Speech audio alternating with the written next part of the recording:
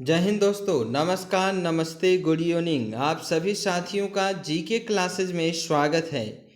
जो भी साथी, जो भी भाई बहन मेरे यूपी बीएड प्रवेश परीक्षा की तैयारी कर रहे हैं, सभी लोग जल्दी से क्लास में जुड़ जाएं। आप सभी के लिए बहुत ही बेहतरीन और बहुत ही महत्वपूर्ण क्लास लेकर आया हूं मैं, तो आप सभी लोग जल्दी से क्लास में जुड़ जाएं। बहुत ही अच्छा क्लास होगा, बहुत ही महत्वपूर्ण क्लास है, तो सभी लोग जल्दी से क्लास में जुड़ जाइए। साथियों, जैसा कि आप लोग जानते हैं कि हम लोग सामान्य हिंदी को टॉपिक वाइज महत्वपूर्ण प्रश्नों के साथ में कवर कर रहे हैं। इसी के संदर्भ में अभी तक हम लोगों ने हिंदी का विकास से संबंधित, वर्णमाला से संबंधित और पर्यायवाची से संबंधित महत्वपूर्ण प्रश्नों के बारे में बात किया है।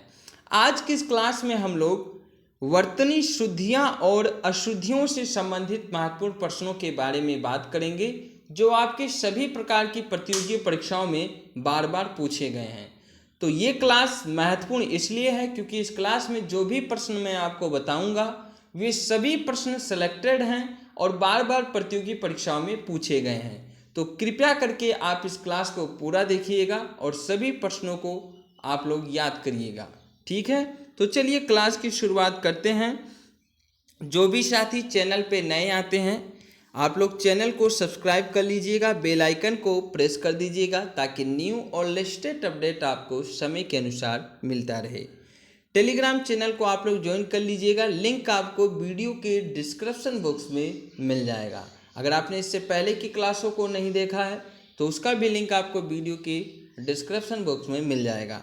क्लास को लाइक शेयर कर दीजिएगा और कमेंट बॉक्स में कमेंट करके ज़रूर बताइएगा कि क्लास आपको कैसा लगा। तो चलिए साथियों, आज की इस क्लास की शुरुआत करते हैं और बात करते हैं आज के पहले प्रश्न की। पहला प्रश्न आपके सामने है और पहले प्रश्न की बात करें उससे पहले मैं आपको वर्तनी का मतलब बता देता हूं कि वर्तनी कहते किसे हैं।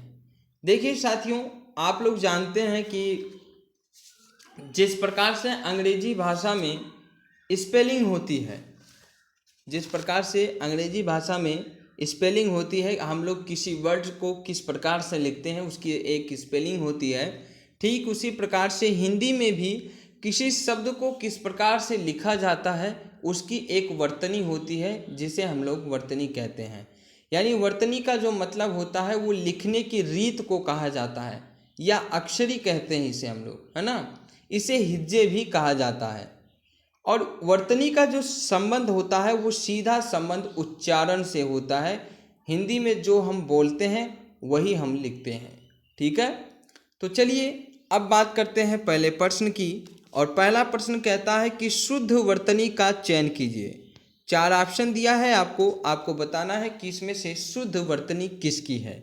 ए है ज्येष्ठ, बी है ज्येष्ठ, सी है जेठ और डी है ज्येष्ठ है। तो देखिए इस प्रश्न का सही जवाब जो होगा वो होगा ऑप्शन नंबर डी, ज्येष्ठ है। हम लोग ज्येष्ठ को इस प्रकार से लिखते हैं, ज्येष्ठ, है ना। हम क्या कहते हैं इसे, ज्येष्ठ, है ना, ज्येष्ठ बोलते हैं इसको हम लोग, ठीक है। और जेठ आपका ये होता है जेठ। जेठ मतलब होता है कि जो आपकी बीबी है, मान लीजिए आपकी बीबी, आपका बड़ा भाई जो होगा आपकी बीबी का जेठ लगेगा, तो जेठ हम लोग बड़े भाई को कहते हैं, यानी आपकी बीबी का जेठ लगेगा आपका बड़ा भाई। और ज्येष्ठ जो होगा ये हम लोग बड़ों को कहते हैं। तो option number D is right answer होगा, ठीक है। अगला प्रश्न है आपके सामने, शुद्ध वर्तनी का चयन कीजिए। इसमें भी आपको 4 ऑप्शन दिया गया है, आपको बताना है कि शुद्ध वर्तनी किसकी है। ए है अंतर ध्यान, बी है अंतःधीन, सी है अंतर ध्यान और डी है अंतः ध्यान। तो देखिए अंतर ध्यान ये आपका करेक्ट नहीं है, इनकरेक्ट है। अंतःधीन आपका सही होगा, अंतधीन। तो option number B is right answer, अंतधीन ही आपका शुद्ध वर्तनी है। क्लियर। अगला प्रश्न है, शुद्ध वर्तनी का चयन कीजिए। इसमें भी आपको 4 ऑप्शन दिया गया है। ऑप्शन ए है अधर्म, ऑप्शन बी है अधम, ऑप्शन सी है अधर्म और ऑप्शन डी है अधर्म। तो देखिए अधर्म, अधर्म की बात कही जा रही है। अधर्म आपका सही होगा, क्योंकि अधर्म का मतलब आप लोग जानते हैं जो धर्म के अनुसार नहीं होता है। तो option c is right answer हो जाएगा, अधर्म। अगला प्रश्न है, वर्तनी की दृष्टि से कौन सा शब्द सही है। आपको बताना है कि वर्तनी की दृष्टि से इनमें से कौन सा शब्द सही है। ए है सन्यासी, बी है सन्यासी, और सी है सन्यासी, और डी है सन्यासी। तो देखिए सन्यासी, सन्यासी और सन्यासी ये तीनों ही गलत है। सन्यासी आपका सही होगा, यानी option number A is right answer. सन्यासी को हम लोग इस प्रकार से लिखते हैं, इसकी वर्तनी जो होगी वो यही होगी। क्लियर है? ठीक है। अगला प्रश्न देखिए, प्रश्न नंबर 5, वर्तनी की दृष्टि से कौन सा शब्द सही है। इसमें से कौन सा शब्द वर्तनी की दृष्टि से सही है ये आपको बताना है। ज्योत्सना, ज्योत्सनः, ज्योतिषनः, ज्योत्सना, क्या हो जाएगा इसका सही जवाब। देखिए ज्योत्सना ये आपका करेक्ट नहीं है, ज्योतिषनः ये आपका सही है, क्योंकि हम लोग ज्योत्सना को इस प्रकार से लिखते हैं, इसमें आधा तय होता है और से होता है और न होता है। ये आपका राइट है, बाकी आपके इनकरेक्ट हैं। तो option number B is right answer, ज्योतिषनः। ठीक है। अगला प्रश्न क्या है, तो प्रश्न नंबर 6 है कि निम्नलिखित में से कौन सा शब्द शुद्ध है। इनमें से कौन सा शब्द शुद्ध है ये आपको बताना है। ए है अधिशासी, बी है अधिशासी, सी है अधिशासी, एंड डी है अधिशासी। क्या होगा इसका राइट आंसर। तो इसका राइट आंसर होगा ऑप्शन नंबर ए अधिशासी। अधिशासी हम लोग इस प्रकार से लिखते हैं, अधिशासी लिखना है ना, अधिशासी, यह आपका सही जवाब होगा। अगला प्रश्न है कि सही वर्तनी वाले शब्द चुने। इसमें जिसकी वर्तनी सही है उसी को आपको चुनना है। तो देखिए शारीरिक, बी है शारीरिक, सी है शारीरिक, एंड डी है शारीरिक। तो ए आपका करेक्ट हो जाएगा शारीरिक। शारीरिक को हम लोग इस प्रकार से लिखते हैं, आप लोग पता होगा आपको, शारीरिक इस प्रकार से लिखा जाता है, इसकी वर्तनी ये सही होगी। ठीक। 8वां है शुद्ध वर्तनी का चयन कीजिए। नक्षत्र, नक्षत्र, नक्षत्र और नक्षत्र, है ना, नक्षत्र क्या होगा इसमें। देखिए नक्षत्र किस प्रकार से लिखा जाता है, तो आप लोग जानते हैं नक्षत्र को हम लोग ऐसे लिखते हैं, यानी option number B is right answer, नक्षत्र आपका सही होगा। अगला प्रश्न है कि शुद्ध वर्तनी का चयन कीजिए। कवित्री, कवियत्री, कवियत्री, कवियत्री, क्या होगा, कवियत्री होगा या कवियत्री होगा, कवियत्री होगा या कवियत्री होगा। तो देखिए हम लोग कवियत्री लिखते हैं, कवियत्री, यही आपका राइट होगा, यानी option number b, option number c is right होगा आपका, कवियत्री। कवि नहीं होगा, कवियत्री होता है। क्या होता है, option number c is right answer, कवियत्री होता है, कवियत्री, है ना, कवियत्री, कवियत्री होता है। ठीक, option number c is right answer. अगला प्रश्न क्या है कि शुद्ध वर्तनी का चयन कीजिए। अध्येता, अधियेता, अध्यात, अधियेयता, क्या होगा, अध्येता, अधियेता, अध्यात या अध्येता। राइट आंसर हो जाएगा ऑप्शन नंबर ए अध्येता, अध्येता होता है। ठीक है, इसकी वर्तनी जो होगी वो ऑप्शन नंबर ए होगी, यानी अध्येता। इस प्रकार से लिखते हैं हम लोग, अध्येयता। ठीक है। अगला प्रश्न क्या है कि शुद्ध वर्तनी का चयन कीजिए। श्रृंगार, श्रृंगार, श्रृंगार या श्रृंगार। श्रृंगार होगा या श्रृंगार होगा, श्रृंगार होगा या श्रृंगार होगा। तो सही जवाब होगा ऑप्शन नंबर ए श्रृंगार। श्रृंगार को हम लोग ऐसे लिखते हैं, इसकी वर्तनी ये होगी।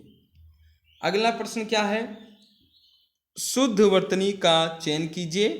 अनुक्रम, अनुक्रम, अनुक्रम या अनुक्रम क्या होगा? अनुक्रिम होगा, अनुक्रम होगा, या अनुकर्म होगा, या अनुक्रम होगा? राइट आंसर हो जाएगा ऑप्शन नंबर बी, अनुक्रम होता है। अनुक्रम होता है, अनुकर्म नहीं होता है। अनुक्रम होता है, अनुकर्म नहीं होता। ठीक है, ये क्या कह रहा है? वर्तनी की दृष्टि से कौन सा शब्द सही है? वत्सव, उत्सव, उस्तव, उत्सव। तो देखिए उत्सव ये नहीं हो सकता, ये गलत है। उस्त ये भी गलत है। उत्सव होता है, उत्सव। तो option number B is correct answer, उत्सव। उत्सव को हम लोग ऐसे लिखते हैं, तो उत्सव होता है। ठीक है, उत्सव नहीं होता है, उत्सव होता है। वर्तनी की दृष्टि से सही शब्द है दुहंत, द्वंद्व, द्वंद्व, द्वंद्व। तो देखिए दुहंत ये गलत है, द्वंद्व ये गलत है, द्वंद्व ये आपका राइट है, यानी option number c is correct answer. द्वंद्व को हम लोग इस प्रकार से लिखते हैं। ठीक है, अगला प्रश्न है सही वर्तनी का चयन कीजिए। प्रतिवादी, प्रतिवादी, प्रतिवादी, प्रतिवादी क्या होगा? तो देखिए प्रतिवादी होता है, प्रतिवादी होता है, यानी option number A is correct answer. ठीक है, प्रतिवादी होता है। प्रश्न नंबर 16 कहता है कि वर्तनी की दृष्टि से सही शब्द है रासायनिक, रासायनिक, रासायनिक, या रसायनिक। तो देखिए रासायनिक, रासायनिक आपका सही जवाब होगा। रासायनिक नहीं होता है, रासायनिक होता है। तो option number B is correct answer. रासायनिक हम लोग ऐसे लिखते हैं, रासाय और निक, यही आपका सही जवाब होगा। प्रश्न नंबर 17 यानी 17 कहता है कि शुद्ध वर्तनी का चयन कीजिए। क्षेत्र, क्षेत्र, छत्र, श्वेत्र। तो क्षेत्र होता है, क्षेत्र नहीं होता, छत्र नहीं होता, श्वेत्र नहीं होता, क्षेत्र होता है, यानी option number A is correct answer. प्रश्न नंबर 18 है कि शुद्ध वर्तनी का चयन कीजिए। प्रकथन होता है, प्रकथन होता है, या प्राकथन होता है? प्राकथन होता है। क्या होगा देखिए बताइए। प्राकथन होता है, प्राकथन, या प्रकथन होता है, या प्राकथन होता है, या प्राकथन होता है? सही जवाब होगा ऑप्शन नंबर ए, प्राकथन, प्राकथन होता है। ठीक है, तो option number A is correct answer.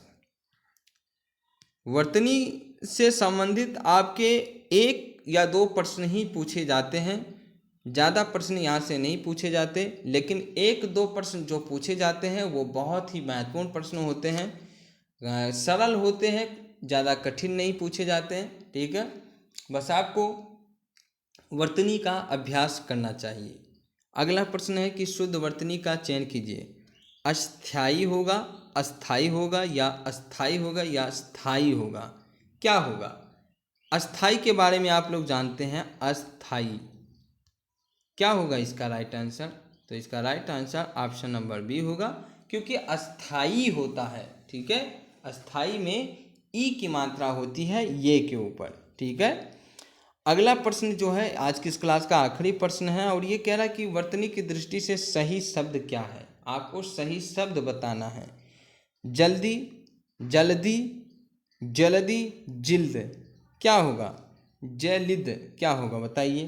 तो ये क्वेश्चन मैं आपको होमवर्क में देता हूँ। ठीक है, ये आपके लिए गृह कार्य है, और मैं देखना चाहता हूँ कि आप में से कितने साथी इस प्रश्न का सही जवाब देते हैं। ठीक है, तो आप लोग इसका जवाब जो है कमेंट बॉक्स में कमेंट के माध्यम से बता सकते हैं।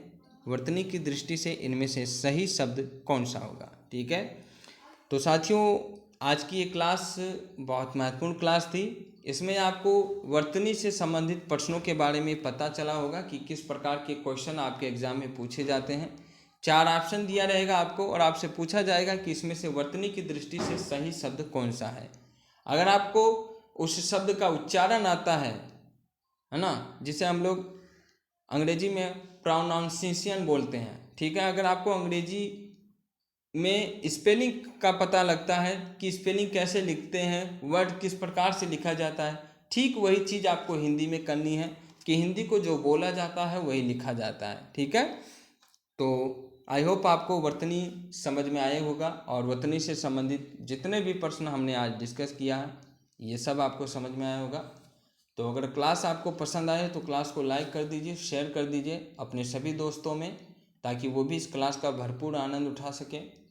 इसी आशा और इसी उम्मीद के साथ आज की इस क्लास को यहीं समाप्त करते हैं। मिलते हैं अगली क्लास में कुछ और महत्वपूर्ण प्रश्नों के साथ। तब तक के लिए आप अपना ख्याल रखिए और अपनी तैयारी करते रहिए। Thank you, thanks for watching. जय हिंद, जय भारत।